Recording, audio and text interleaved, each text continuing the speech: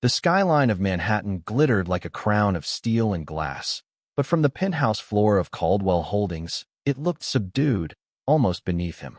Ethan Caldwell stood with his back to the windows, arms crossed over his perfectly tailored black suit, his expression as polished as the floor beneath his Oxfords. He didn't need to look out anymore. He had already conquered what most men only dared to dream. At 38, Ethan was a titan in the world of financial technology, known for transforming a once-struggling credit platform into a global investment empire. His rise was relentless, clinical, and often criticized as cold. But no one argued with results. And Caldwell Holdings, with its 12 subsidiaries and $10 billion in active assets, was the ultimate result. His office was a statement in itself, minimalist but commanding. Dark wood, black marble, and one standout item: a red rotary phone mounted on a sleek pedestal to the right of his desk. The Red Line, as his team jokingly called it, was no ordinary device. It was a secure, direct communication line for top-level international partners, reserved for deals that involved more than just money. Deals that could change the course of his company, even the industry. Ethan glanced at the Red Line briefly as he sat down, thumbing through the morning report. Everything was in place. The negotiation with Sheikh Emir Al Falon, one of the Middle East's most powerful green tech investors, had gone well. They had agreed to reconvene in a week, once the translation team finalized the contract's technical nuances. No surprises were expected. He pressed a button on the intercom. "Claire," he said crisply. "Yes, Mr. Caldwell," his assistant's voice replied. "Make sure the language team has the new draft before noon. I want Bernard to review the energy risk clauses personally." "Understood. By the way, Lucia Morales from janitorial requested permission to bring her daughter in today. Emergency childcare issue." Ethan blinked. He hated disruptions. "How old is the girl?" 8. Lucia said she'll keep her in the back corridor. "Fine. Just keep them out of sight." He ended the call before waiting for a reply. His focus returned to numbers, metrics, stock trends, things that made sense. By mid-morning, the office moved like a perfectly wound clock. Assistants hustled quietly. Executives passed through hallways without chatter. On the far end of the floor, near the utility entrance, Sophia Morales sat on a folding chair with her legs crossed and a worn-out notebook in her lap. Her mother, Lucia, mopped tiles in silence, occasionally glancing over to make sure her daughter wasn't wandering off. But Sophia wasn't wandering. She was listening. Her eyes darted toward the hallway outside Ethan's office, where conversations drifted past, words in English, French, Arabic. She caught pieces, phrases. Her mind translated without effort. Her fingers scribbled in her notebook with the precision of a student who had no one to impress but herself. Since she was 5, Sophia had been obsessed with language. She had taught herself greetings in Swahili, basic Korean grammar, and full phrases in Arabic, all through free online apps, borrowed library books, and late-night YouTube videos. No one noticed, not even her mother. To most people, she was just the daughter of a cleaning lady. Invisible, quiet, harmless. In her mind, though, she was something else entirely. She imagined herself sitting across diplomats, bridging worlds with words. She watched videos of UN translators and dreamed of being the voice that made peace possible. Today was supposed to be just another day in the shadows. But fate, as it often does, had other plans. At 2:13 p.m., the red line rang. The sharp, metallic shrill sliced through the air like a blade. Ethan froze mid-sentence during a meeting with his CFO. The room turned silent. The ringing continued, urgent, deliberate. Claire stepped into the office, her face pale. "Sir, the red line." "That's impossible," Ethan muttered. Bernard said Sheikh Emir wouldn't call until next Tuesday. He walked over slowly, as if the phone might explode. His mind raced. If it was Emir, and this wasn't handled flawlessly, it could mean the collapse of months of groundwork. The deal, worth $866 million, was sensitive, complicated. A single word misinterpreted could unravel everything. Where the hell is Bernard? Still in Morocco. His flight back is tomorrow. Then get someone, anyone who speaks Arabic. There's no one on site. The backup linguist is out sick. The phone rang again, louder now, more insistent. Ethan's mouth tightened. No script. No translator. No margin for error. He stared at the red line. a rare uncertainty in his eyes. Outside the room, unnoticed by most, Sophia watched. Her heart pounded, not in fear, but in recognition. She had heard that ringtone before, had seen the translator pick up calls in a language few others understood. This was the moment she had imagined 100 times, only it wasn't supposed to be real. She looked at her mother, too distracted to notice her rising. She stepped quietly across the marble hallway, her notebook still in hand. Ethan didn't see her until she was already inside the room. "Sophia?" Claire whispered, horrified. "What are you doing here?" Ethan's voice cracked, more shocked than angry. Sophia looked up at him. "You're scared," she said calmly. "But I'm not." Before he could respond, before anyone could stop her, she reached for the receiver. The room held its breath. "Hello," she said softly. There was silence on the line, then a low voice, rapid and firm, speaking in Arabic. Sophia straightened, the receiver steady in her hands. The words came to her, not as memorized phrases, but as living things, rising from somewhere deep inside. "This is the office of Mr. Caldwell," she said in Arabic. "He is here, but the man who speaks for him is not." There was a pause, then a small chuckle from the other end. "A child?" the voice asked, amused but not angry. Sophia smiled faintly.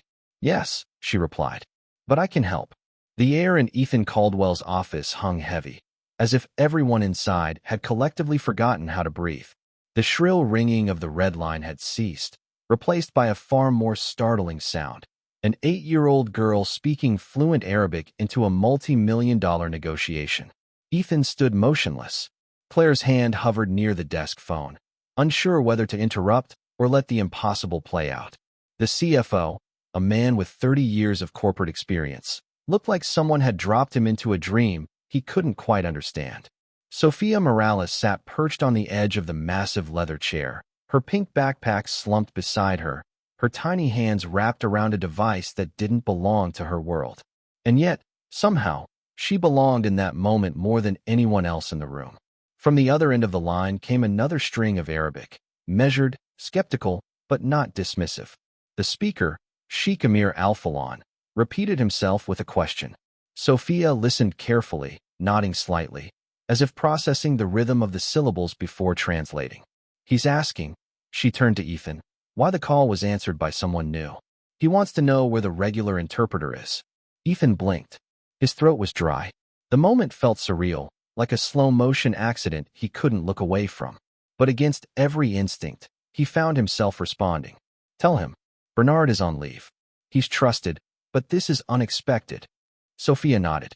She turned back to the phone. "Mr. Caldwell says the regular speaker is away but trusted. He did not expect this call today." There was another pause.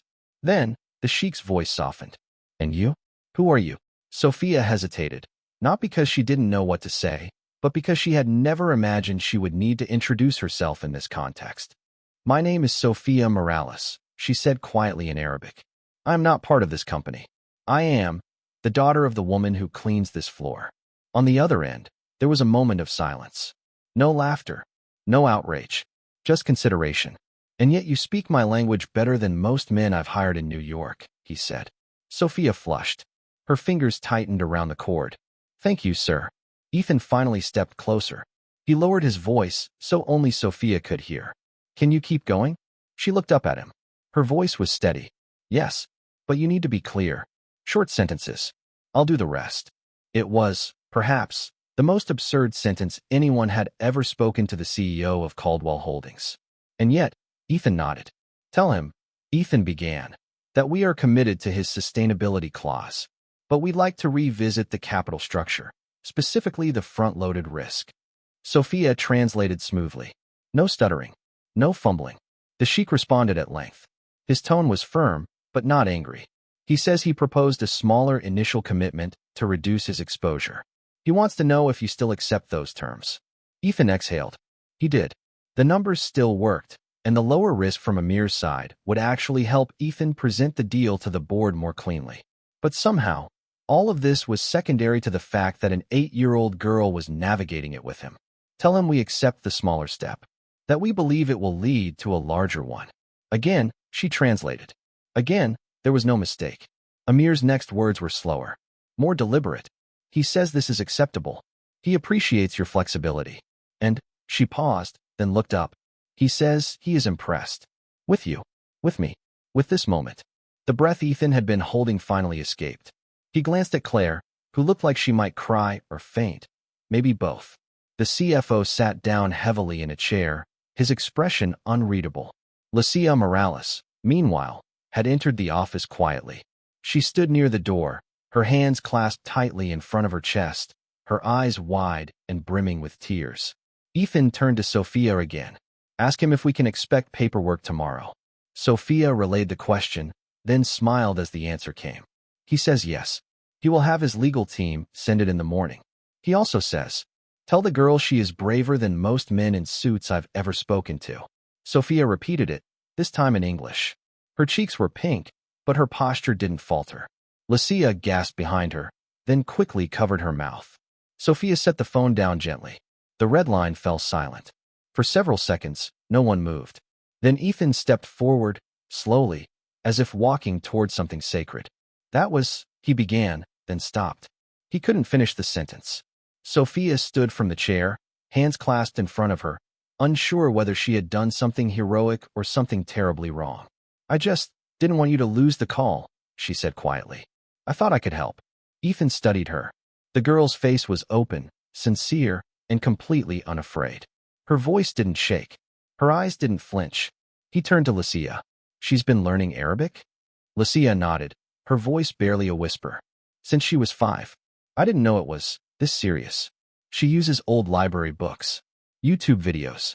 She even convinced our neighbor, Mr. Ahmad, to teach her after school. She wants to be a translator? Lucia looked at her daughter with a mixture of pride and disbelief. She says she wants to connect people. Like bridges. I thought it was just something kids say. Ethan turned back to Sophia. Well, today you built one of the strongest bridges I've ever seen. Sophia smiled, but just slightly.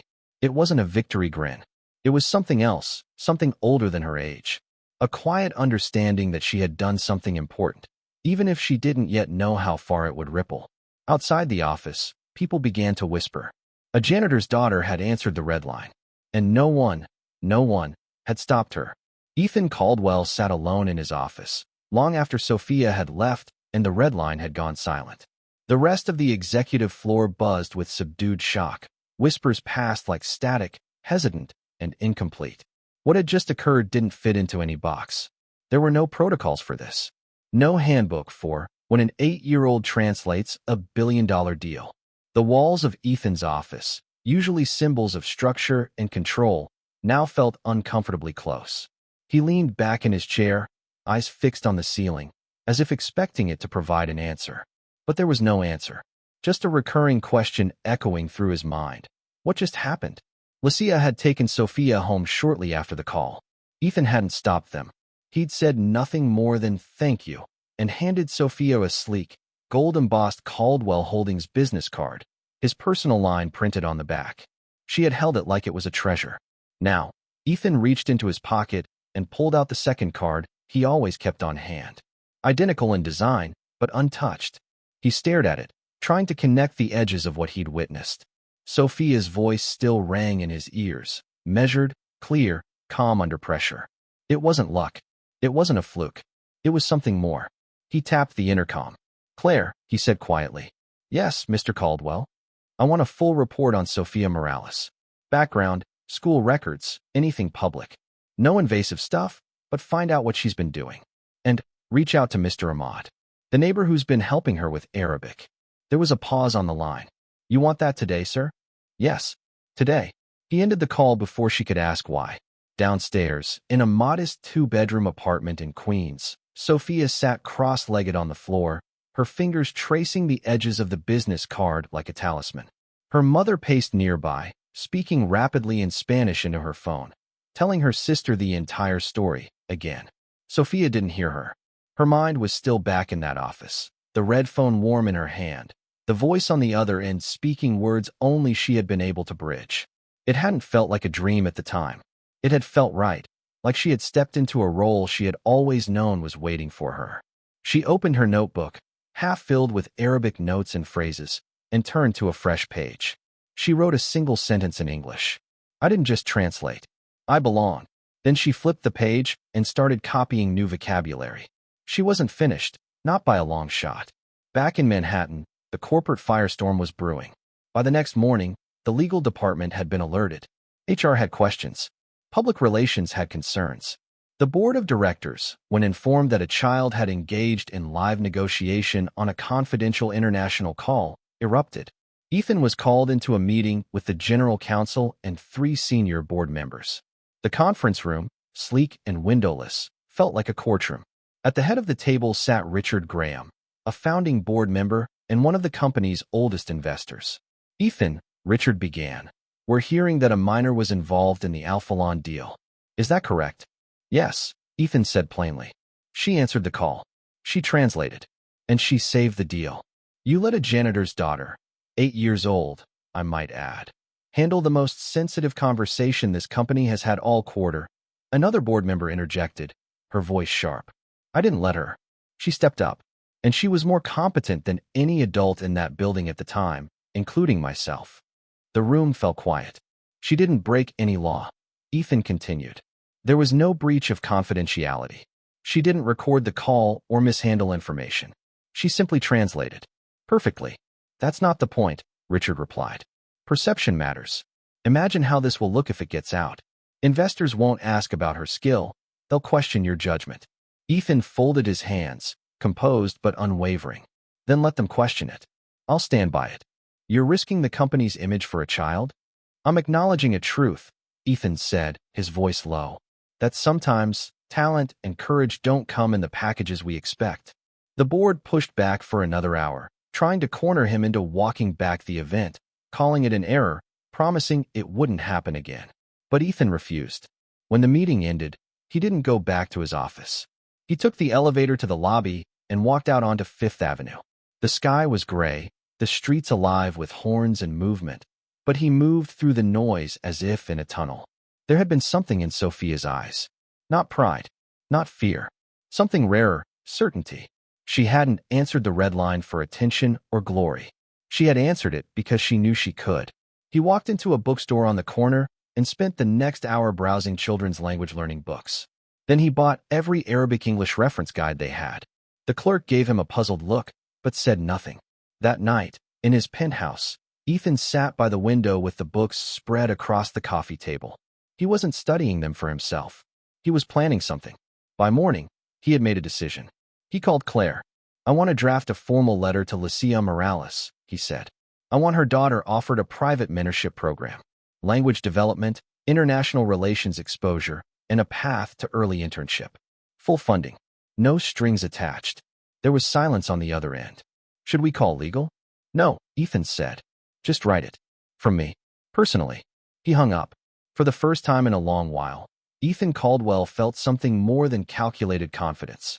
He felt conviction. The Monday after the red line call, Caldwell Holdings returned to its usual rhythm, efficient, polished, and precise. But beneath the calm surface, something had shifted. Conversations in the hallway hushed when executives passed one another. Assistants whispered in corners, and security footage from the 47th floor had been reviewed no less than 6 times. The footage didn't lie. It showed Sophia Morales, in her pink sweater and mismatched sneakers, walking calmly into Ethan Caldwell's office and picking up the red line like she belonged there.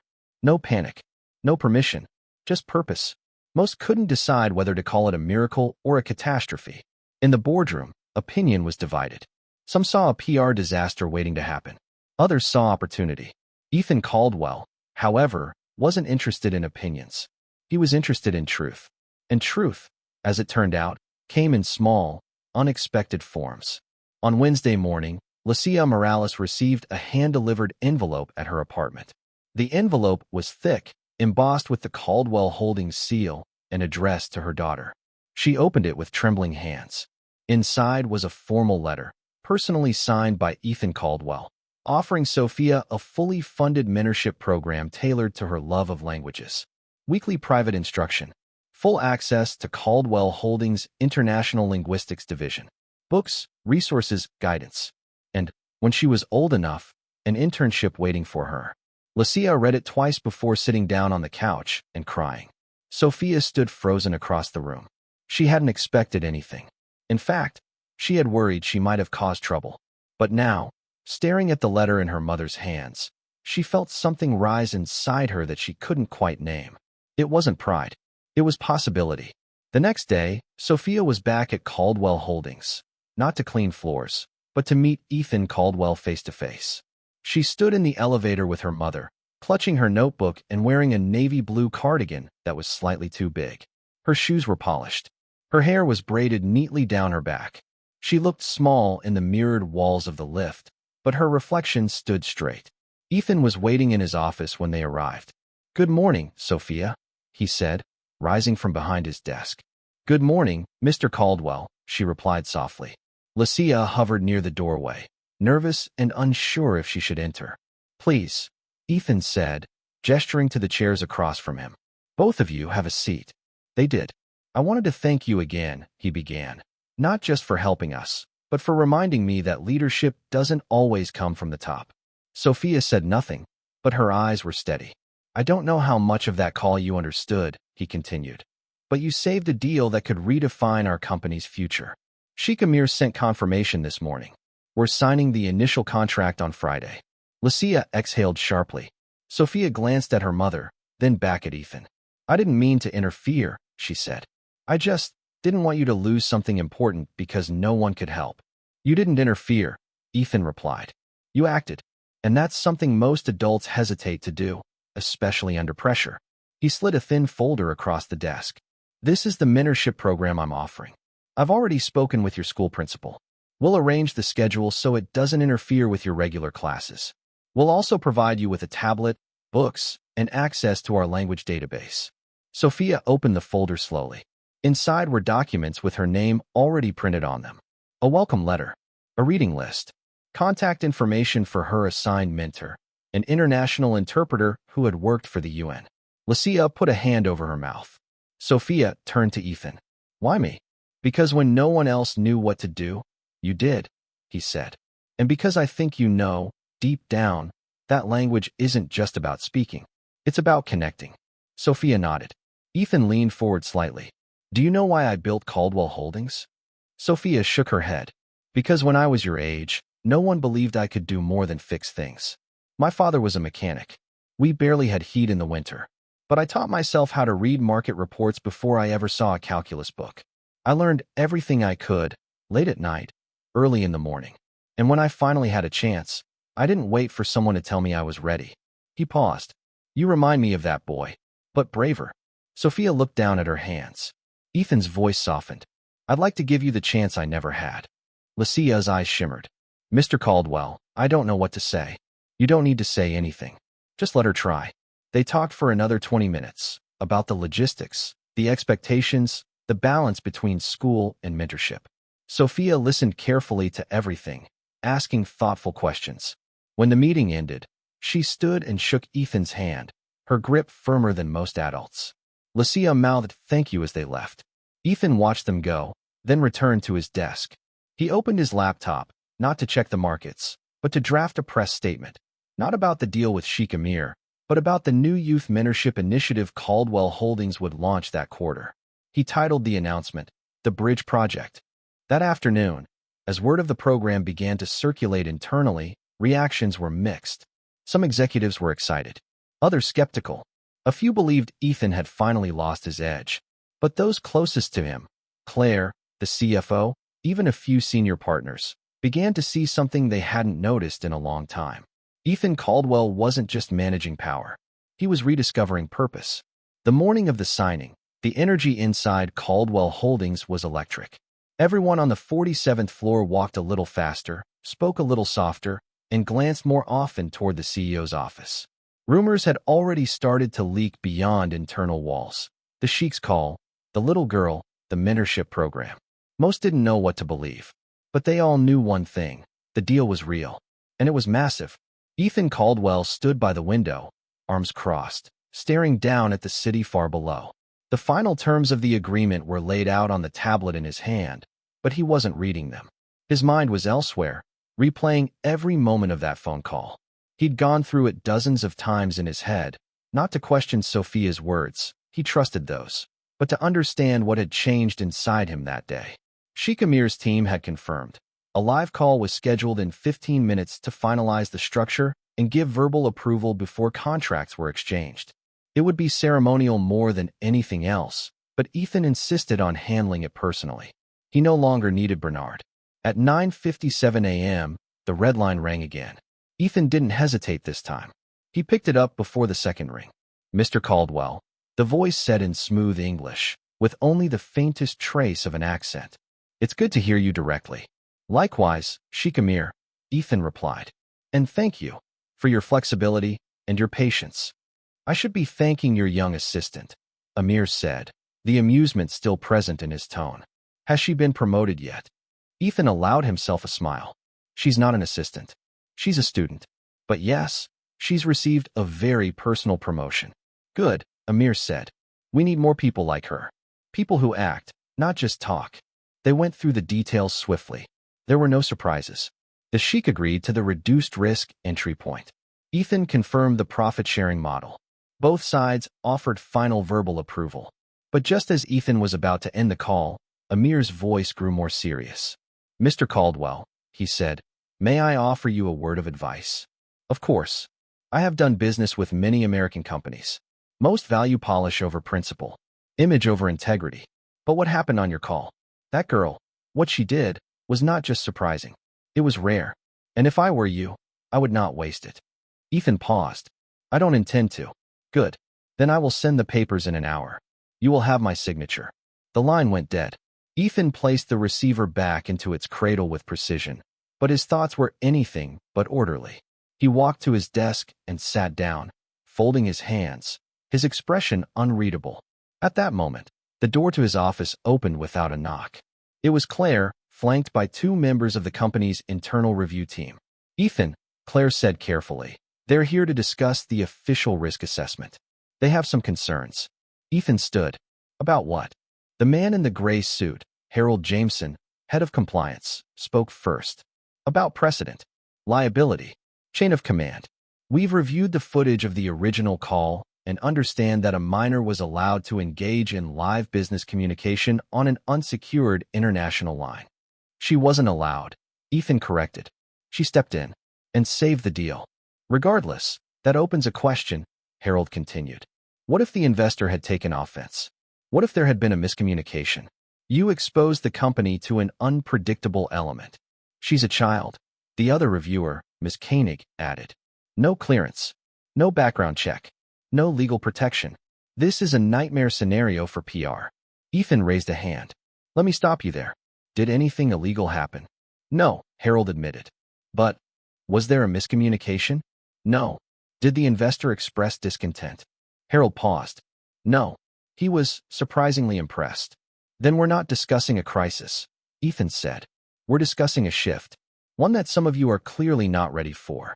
Claire stayed silent. "We're not here to reprimand you," Koenig added. "But we need a statement prepared in case this story gets out. A narrative that protects the company." "I already have one," Ethan said. "The truth." Harold blinked. "You want to go public with this?" "I do." "But why?" "It makes you look reckless." "No," Ethan replied. "It makes me look human. And it makes her look extraordinary." "Which she is." For a moment, no one spoke. Claire stepped forward. "We could shape the release," she said. "Highlight the mentorship angle. Frame it as a story of discovering talent in unexpected places." "No spin," Ethan said. "Just clarity. Just honesty." "Very well," Harold said stiffly. "But if this backfires, it's your name on it." "I wouldn't want it any other way." By the time they left the office, Ethan had already pulled up a draft. The press release went live that afternoon. In clear, concise language, it told the story. During an unanticipated international call, a young student with a passion for language stepped up to translate when no one else could. She did so flawlessly. The investor approved. The deal succeeded. And in recognition of her courage and ability, Caldwell Holdings would be launching a new youth mentorship initiative aimed at supporting underrepresented talent. No embellishments. No dramatics. Just a girl, a moment, and a bridge built in the middle of crisis. The reaction was swift. The article went viral within hours. Major media outlets picked it up. "The girl who saved the deal," one headline read. CEO credits janitor's daughter for billion-dollar success, read another. Ethan's inbox exploded. Messages from educators, parents, linguists, even CEOs from competing firms poured in. And through it all, Sophia remained quiet. At home in Queens, she read the article once, then closed the tab and returned to her notebook. There were more words to learn, more bridges to build. A week passed, and the dust began to settle, but not in the way Caldwell Holdings had expected. Instead of controversy, the story sparked inspiration. It circulated not only through the corridors of finance, but across classrooms, podcasts, university forums, and community centers nationwide. People were talking. Some called it a fluke, a lucky moment for a lucky girl. Others saw it for what it was, a glimpse of untapped potential, the type of brilliance that institutions often overlooked because it came dressed in the wrong clothes, from the wrong neighborhood, with the wrong last name. Ethan Caldwell received over 300 emails from school administrators and nonprofit leaders asking how their students could apply to the Bridge Project. He hadn't even officially opened applications yet. And at the center of it all was Sophia Morales. She had returned to school after the press release, and for the first time in her life, people looked at her differently. Teachers smiled wider. Students whispered when she passed. A few were brave enough to ask for help with Spanish homework, and one even asked if she could help with French, though Sophia didn't yet know any. But the attention didn't distract her. She woke up early each morning, reviewed vocabulary with her new mentor online, and studied syntax on weekends. Caldwell Holdings had delivered the tablet as promised, and Sophia had downloaded more language apps than most adults knew existed. She didn't waste a second. She had been given a key, and now she was determined to open every door. Ethan, meanwhile, sat in a meeting with his communications team, reviewing footage from the latest Bridge Project interview, an unscripted conversation between Sophia and a visiting linguist from London. The topic had been intercultural empathy. Sophia had spoken without notes. When you learn a language, she had said, you don't just learn words. You learn how someone else sees the world. It's like you stop being a stranger. Ethan watched the clip twice. He wasn't sure if it made him proud or uncomfortable, because the truth was, she had said in one sentence what his company's entire diversity team had spent 2 years trying to phrase.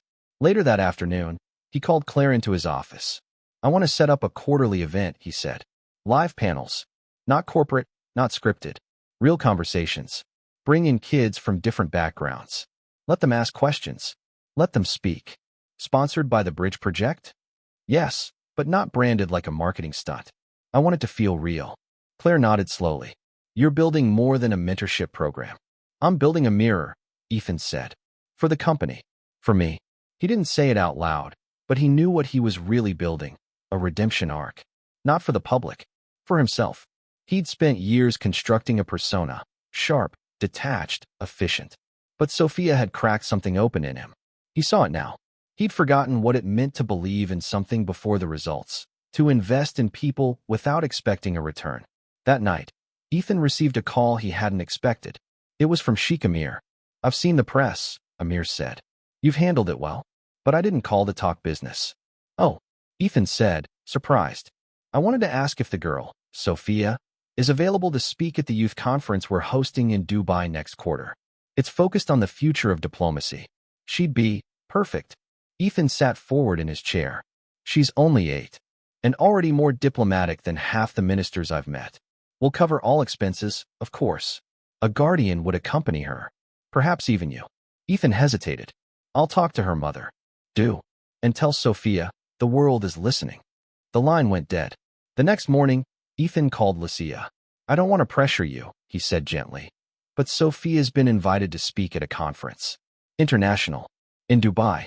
Lucia nearly dropped the phone. She's just a child, she said. I don't know if she's ready for that. She didn't hesitate when the red line rang. Ethan replied. I think she's been ready longer than either of us realized. Lucia promised to think about it. That night, after dinner, she sat down with Sophia at the kitchen table. The letter of invitation lay between them. I don't know what to say, Lucia admitted.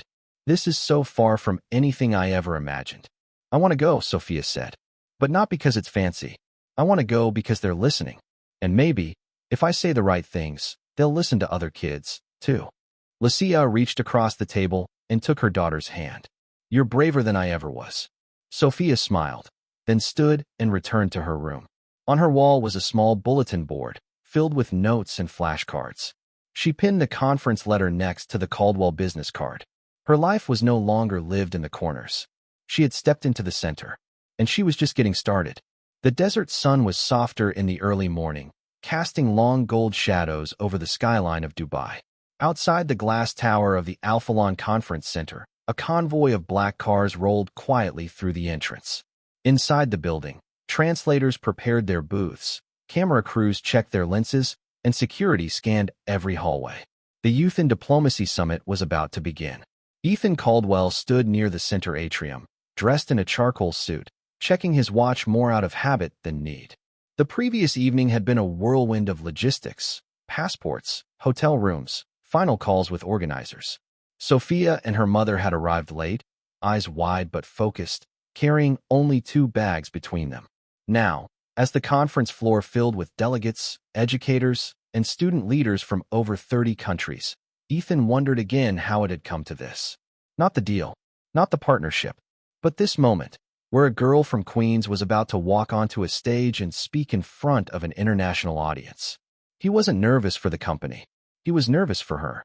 Across the venue, Sophia sat in a quiet prep room with her mother and a local volunteer.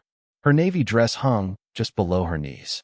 Her braids were pulled back neatly, and a small lapel mic had been clipped to her collar. Her fingers twisted together in her lap. Lucia crouched beside her. "If you feel overwhelmed, you don't have to do this," she said gently. "No one will think less of you." Sophia shook her head. "I'm not overwhelmed. I'm ready. I just want to say it right." "You always do," Lucia said. A staffer poked their head in. "We're ready for her." Lucia stood, gave her daughter one last look, then nodded. Sophia rose and followed the staffer down a hallway lined with banners in English and Arabic. On each banner, the words "Youth in Diplomacy, Building Tomorrow's Leaders" shimmered beneath images of children and teens shaking hands across continents. The auditorium was packed. Ethan sat in the second row, surrounded by ambassadors, philanthropists, and media representatives. When Sophia stepped onto the stage, a hush fell over the room. She walked to the podium alone. She didn't look like a speaker. She didn't look like a diplomat. She looked like a child, which made the silence even sharper. She adjusted the microphone, took one breath, and began. "When I was 5, I started listening to languages I didn't understand. I liked the way they sounded, like songs I hadn't learned the words to yet. I didn't know what they meant, but I wanted to. So I started learning." Her voice was steady, clear. She looked out over the crowd with the quiet authority of someone who had earned her place. "When I was 8, I picked up a phone that wasn't mine. I wasn't supposed to be there. I wasn't trained. But I understood what the man on the other end was saying. And I understood that no one else in the room did. So I spoke." There was a ripple in the audience. Some leaned forward. Others looked at each other, realizing who she was. "I didn't speak because I was brave. I spoke because someone had to. And in that moment, I believed maybe I could help." She paused, then continued. "Since then, people have told me I'm gifted, or rare, or lucky. But I'm not the only one. I just got a chance to be heard. And I think there are a lot of kids like me, quiet, curious, listening from the corners, waiting for a moment to be useful." Sophia glanced briefly at Ethan, then back at the crowd. Language is more than communication. It's understanding. When we speak someone else's language, we say, "I see you. I care enough to learn your world." That's diplomacy, and I think the future needs more of it. She finished with a small nod and stepped back. The applause didn't start immediately. It built slowly, as if the room itself was unsure whether to react as a corporate audience or a human one. But within seconds, the standing ovation was complete. Even the most reserved attendees rose to their feet. Ethan didn't move. He couldn't. He sat there, stunned, not by the speech itself, but by what it represented. He had spent his entire career trying to control everything: risk, reputation, return on investment. But this was something no amount of calculation could create. It was earned. It was real. Backstage, Sophia removed her mic with the help of a technician. She walked into the hallway where her mother waited, tears in her eyes. They didn't speak. They just hugged. Later that evening, at the private reception, Sheikh Amir approached Ethan. "You were right," he said. "She wasn't just impressive. She was necessary. I didn't train her, Ethan replied. All I did was listen when she spoke. And that, Amir said, is more than most ever do. They stood together in silence, watching Sophia greet a group of teenage girls from Morocco. She was laughing, teaching them a few phrases in Spanish, then switching to Arabic without missing a beat. Ethan had never seen anyone move between worlds so naturally. Before the evening ended, he walked over to her and knelt beside the small group. Do you have a minute? He asked. Sophia nodded and followed him toward the edge of the garden terrace. You were incredible today, he said. Thank you. I wanted to ask, what do you want next? She tilted her head. What do you mean? Not what people offer you. What do you want? To learn? To build? To become? Sophia looked out at the city beyond the terrace, the skyline blinking like a second sky. I want to create a place, she said slowly, where kids who love language, who don't have tutors or fancy schools, can learn anyway. A library, a school, maybe just a room with books and Wi-Fi, but a place for them. Ethan nodded. Then we'll start there. She looked at him, surprised. Really? Yes, but only if you promise to lead it someday. Sophia smiled. I already promised myself. The praise didn't last forever. By the time Sophia and her mother returned to New York, the speech had gone viral. Clips were shared across every major social media platform. Headlines praised her composure and intellect. Teachers around the world began citing her as an example in classrooms. A major magazine reached out to schedule a cover shoot. Invitations flooded in for interviews, webinars, panels, even television appearances. But alongside the applause, something else arrived. Criticism. It started subtly, anonymous online comments questioning the authenticity of the event. No 8-year-old could have handled that call. Scripted. A publicity stunt. Then the op-eds began. One article published in a major financial journal raised a question that others had only whispered. Was Caldwell Holdings irresponsible for allowing a child to mediate a billion-dollar deal? Ethan Caldwell sat in his office, reading the article line by line. The writer made sharp arguments, citing corporate liability, regulatory boundaries, even the psychological risks of exposing a child to high-stakes business pressure. None of the points were technically false, but all of them missed the truth. Claire knocked once before entering. I figured you saw it. He closed the tablet. I saw it. There's going to be a panel on CNBC tonight. One of the board members is scheduled to speak. Ethan leaned back. Which one? Janet Morris. Of course. Janet had been skeptical since the beginning. She'd argued in the boardroom that Sophia's involvement had been a breach of protocol, even if the outcome had been positive. For Janet, the principle mattered more than the result. She's going to say it was reckless, Claire said, that you put the company's image above the company's structure. Let her, Ethan said calmly. Claire hesitated. She might push for a formal review. She can review whatever she wants. We already passed the moment that mattered. But Ethan wasn't blind. He knew what was coming. The backlash wasn't just about Sophia. It was about control. She had done something no adult in the room had been able to do. She had reminded the world that leadership doesn't always wear a suit or speak in rehearsed tones. And that kind of reminder makes some people uncomfortable, especially those who have built entire careers on hierarchy. At school, Sophia noticed the shift too. Some of her classmates stopped talking to her. One boy, who used to ask for help with his homework, now called her the CEO's puppet behind her back. A teacher she loved looked at her differently now, as if unsure how to grade someone who had spoken at an international conference. The attention that had once felt magical now felt like a spotlight she couldn't step out of. At home, she spent more time in her room. She kept studying, but her notebook entries grew shorter. She no longer watched the interviews people posted about her. She didn't even tell her friends when a national TV anchor praised her during a morning segment. Lucia noticed the change. One night, after dinner, she sat beside her daughter and asked, "Do you want to stop?" Sophia looked up, surprised. "Stop what?" "All of it. The program. The attention. We can step away. You've done more than anyone expected." Sophia thought for a long time before answering. "I don't want to stop," she said. "But I don't want to be a story, either. I just wanted to help. And now it feels like everyone either wants to use me or prove I'm not real." Lucia reached over and squeezed her hand. "You don't have to prove anything, Mija. But if you keep going, do it for yourself. Not for them." Sophia nodded, quietly, but with understanding. The next day, Ethan received an internal memo from legal.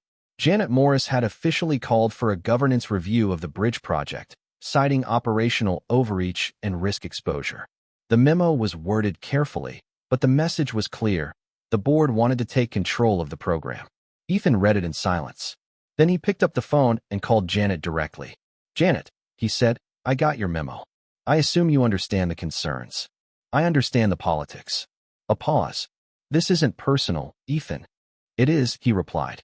"You just don't want it to be. But we both know this isn't about risk. It's about power. You're uncomfortable that something important didn't come from you. That's not fair." "No," Ethan said. "It's honest." Janet's voice cooled. "If you insist on personalizing this initiative, you're exposing the company." "I'm not personalizing it," Ethan said. "I'm protecting it. Because it's not about me or you. It's about what happens when we finally stop gatekeeping opportunity." He ended the call before she could respond. 2 days later, Ethan walked into the company's quarterly town hall. He wasn't expected to speak that day, just to make an appearance, shake a few hands, offer polite nods. But instead of heading toward the VIP seating, he stepped up to the podium. Without notes, he began. "When I started Caldwell Holdings, I believed in control. That if I planned every move, calculated every risk, I could build something that never broke." He paused. "I was wrong." He told them about the call, the silence, the panic, and the girl who stood up when everyone else froze. He didn't dramatize it. He told it plainly, like a fact of life. She didn't ask permission. She didn't wait for a title. She just acted, because something needed to be done. Then he looked out across the room, not at the executives, but at the interns, the assistants, the reception staff, the ones who, most of the time, were only expected to listen. "The bridge project isn't about a press release," he said. "It's about remembering that talent doesn't ask for permission. It exists, everywhere. Our job is to see it." When he stepped down, the applause wasn't thunderous. It was quiet, but it was sincere. The board didn't overrule him. They couldn't. Not after that. And Sophia? She went back to school the next day. No reporters. No new headlines. Just her notebook, her books, and a new project scribbled on the top of a fresh page.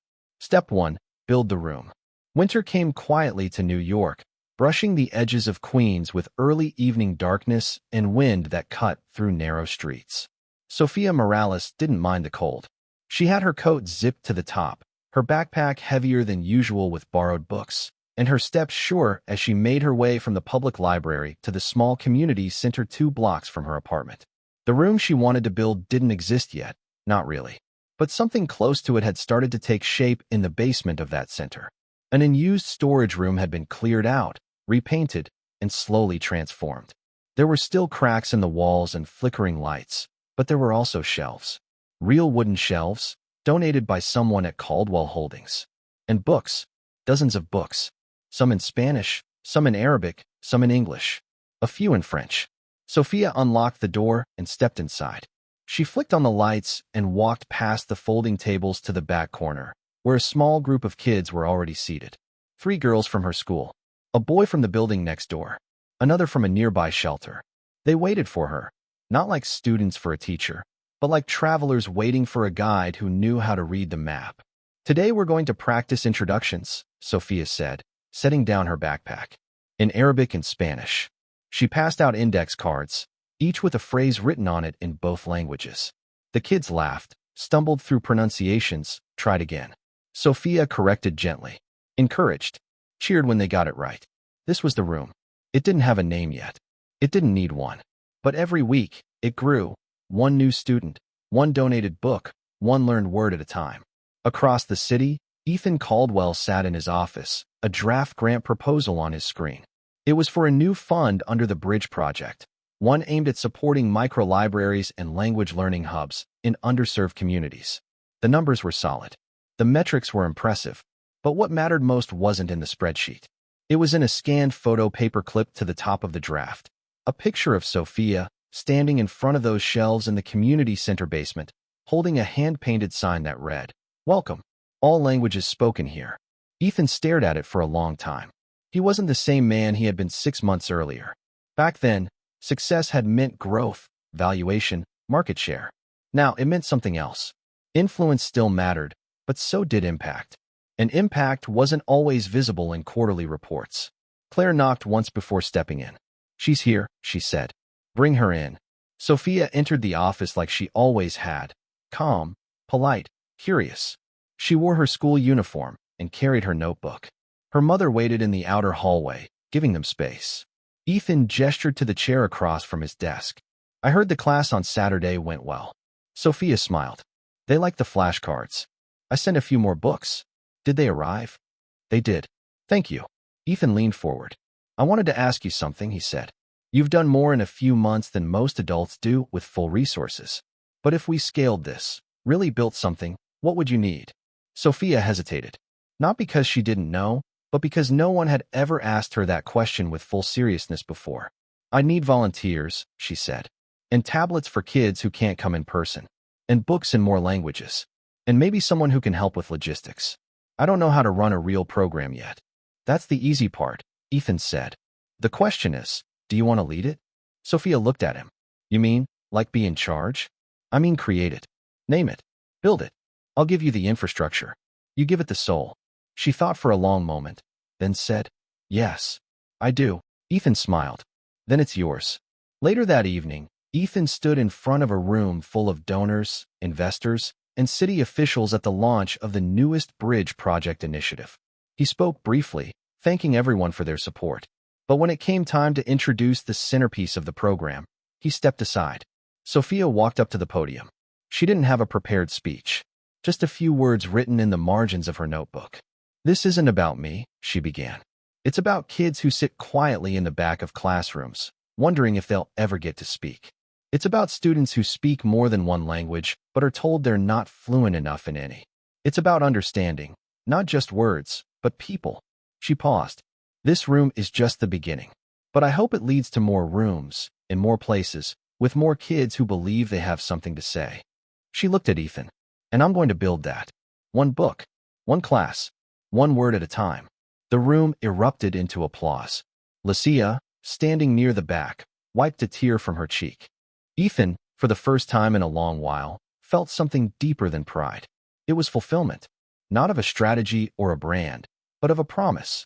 A quiet one he had made the day he handed Sophia that card and said, "Call me when you're ready." She had called, and now she was leading. After the event, as the crowd dispersed and photographers packed up, Sophia stood alone near the edge of the room. Ethan walked over. "You know," he said, "when I started this company, I thought I was building a fortress." She looked at him, confused. "What do you mean?" "I thought power meant protection. That if I built something strong enough, nothing could get in. Or out. And now I know," he said, "that the best thing we can build isn't a fortress. It's a door." Sophia nodded slowly. "And you opened it," he added.